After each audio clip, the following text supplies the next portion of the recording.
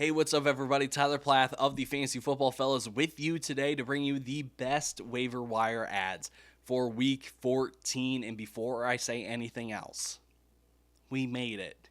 Give yourself a pat on the back. We made it through the most grueling part of the schedule. We made it through Bipocalypse Part 2, and now we are in the home stretch of the regular season in fantasy football, and fantasy playoffs are right around the corner. So now's the time to get things squared away so we can make a run for those championships, and that starts with waiver ads. So before I begin, make sure you're subscribed. Have that notification bell turned on so you don't miss any of the advice, any of the tips that we will be giving you every single day when fantasy playoffs come around. Let's start off with Texans wide receiver Noah Brown. His first game back after a 2-game absence was a dud. 2 targets, 0 receptions, 0 fantasy points. But that wasn't the worst thing that came out of this Texans game. Unfortunately, Tank Dell suffered a fractured fibula and is out for the rest of the regular season. And there's a good chance that he misses a good chunk of the NFL playoffs as well. So, Nico Collins now assumes the wide receiver 1 role in this offense. And Noah Brown now takes over this wide receiver 2 role in this offense. Houston does have some tough opponents coming up. They have the Jets and they have the Browns in their playoff schedule in terms of fantasy football. But 2 games against the Titans makes up for it. Noah Brown is by far one of the best pickups of the week. You all know how well these Texans wide receivers have performed this year. So I really don't need to do a whole lot of explaining other than there's more opportunity for Noah Brown now moving forward. Now, if Noah Brown isn't the best ad of the week, it's probably our next guy, Ezekiel Elliott. Ramondre Stevenson could miss multiple weeks with an ankle injury, and it sounds like it's going to be a high ankle sprain injury. And at this point in the season, I wouldn't be surprised if the Patriots shut down Ramondre for the year, because there's no need for him to come back because they are well out of the playoff race and they're pretty much locked into a top 5 draft pick with their current record of 2-10. Zeke is more than capable of being a workhorse back, handling the full workload, and that's the reason why he's the guy to grab if you need a running back. Even if he's just a depth piece for you and your team, having a workhorse back can pay dividends if one of your guys goes down during fantasy playoffs. It's a simple swap then between workhorse backs.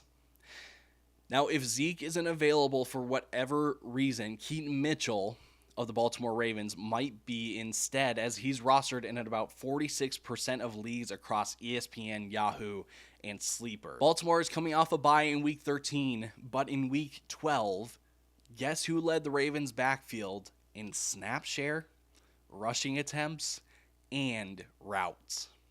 It was Keaton Mitchell. I mentioned the bye week because players recover a bit in their health, so maybe the reason why Gus Edwards wasn't a leader in those categories was because he was injured or battling an injury, so he could be fully healthy now moving forward. So we don't know if the week 12 utilization is here to stay, but there's at least a chance that Mitchell is the lead back moving forward, and in this high-powered offense, he can certainly give you fantasy points, and there's touchdown upside. So there are not just fantasy points, there are lots of fantasy points at stake here for Keaton Mitchell. One of the best running back ads if you can't get an Ezekiel Elliott, and if you can't get Zeke or Keaton Mitchell, maybe it's worth taking the chance on Roschon Johnson of the Chicago Bears. And just like Keaton Mitchell, Roschon Johnson had an uptick in usage in week 12, and he's also coming off his bye week, so we don't know if that's a permanent change or not, but there's a chance that it is. In week 12, Roschon Johnson dominated almost every statistical category in the backfield and nearly doubled Khalil Herbert in touches. Roschon saw a season high in rushing attempts, but he saw 5 receptions, and that's not just a flash in the pan, people. Okay, he has a game with 4 receptions, and he has a game with 6 receptions under his belt as well.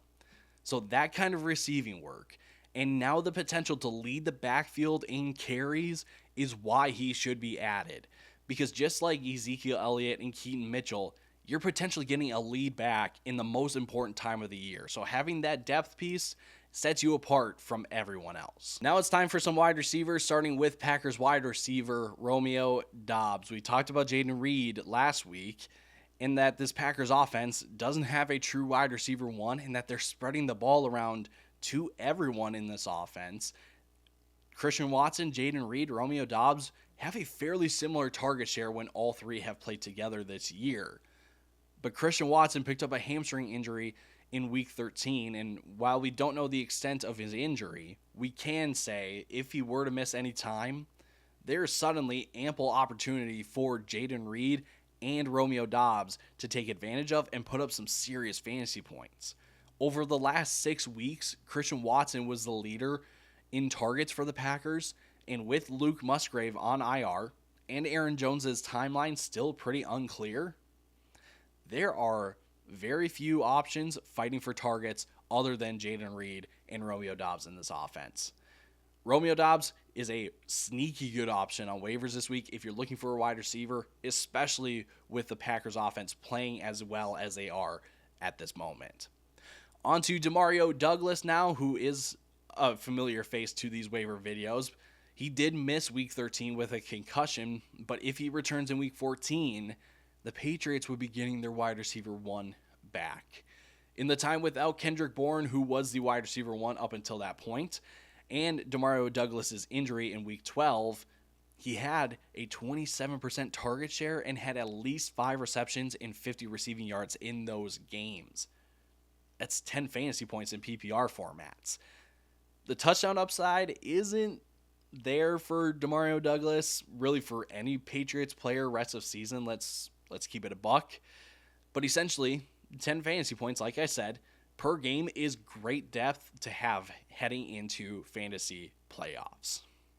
Now, Elijah Moore could be in for a very valuable role next week due to Amari Cooper picking up a concussion. Elijah Moore has quietly had at least 7 targets in each of his last 4 games, and he saw 12 this past week with Joe Flacco.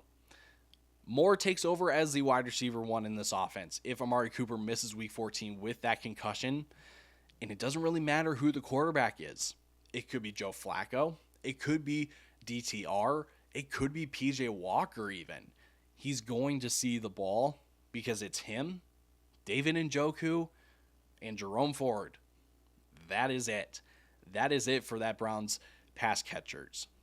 Moore is one player at least to keep tabs of because the Browns get Jacksonville in week 14. And over the last 2 weeks, Jacksonville has allowed the 7th most fantasy points per game to wide receivers. Over the last 4 weeks, Jacksonville has allowed the 8th most fantasy points per game and the 10th most fantasy points per game on the year. This is a smash matchup for Elijah Moore if Amari Cooper misses any time, which it's flex territory for Elijah Moore at that point because, again, he's getting targets. And now in a wide receiver one role. Can't really go wrong with that one. Last 2 guys here, first with Jonathan Mingo, who has quietly put up double-digit fantasy points in back-to-back games. And in week 13, he saw 10 targets. Led the team in targets by a good margin. And even before then, he had seen at least 6 targets in each of his last 3 games. Not saying that there's a changing of the guard happening in that Panthers wide receiver room because Adam Thielen is still there. But it's noteworthy to say the least. I was personally a big fan of Jonathan Mingo during the draft process. And I'm not going to lie, it makes me happy seeing him turn up a bit as he's now just behind Adam Thielen in target share since their bye week in week 7. Thielen's target share, 26%. Mingo, 22%. So he is catching up to Thielen, and this recent streak of games gives me some optimism that maybe he comes out as the wide receiver one by season's end. And the last guy really isn't one single player, even though it'll show Vikings running back Ty Chandler. It's all handcuff running backs. So guys like Ty Chandler, Rico Dowdle, Tyler Algier, Trey Sermon, Josh Kelly, Royce Freeman, Kenny Gainwell, Elijah Mitchell, Jordan Mason even, Tyjae Spears. Those are just some of the handcuffs in fantasy football this year that you at least need to be aware of. With fantasy playoffs right around the corner, know who these guys are. And if you have a roster spot for one of these guys and you have one of the starters as well, you should probably add them.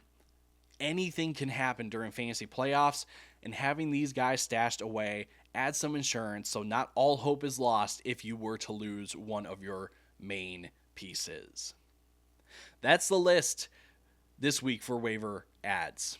Noah Brown, Ezekiel Elliott, Keaton Mitchell, Roschon Johnson, Romeo Doubs, Demario Douglas, Elijah Moore, Jonathan Mingo, and handcuff running backs. I've brought up fantasy playoffs a couple times in this video because we are gearing up to make a run for our championships and to win it all. So make sure to subscribe to the channel to get all the updates and advice, when we post, which is every single day in videos like this, in minute-long videos on our social pages, and on Sunday mornings before kickoff when we go live right here on this channel to answer all of your last-minute questions.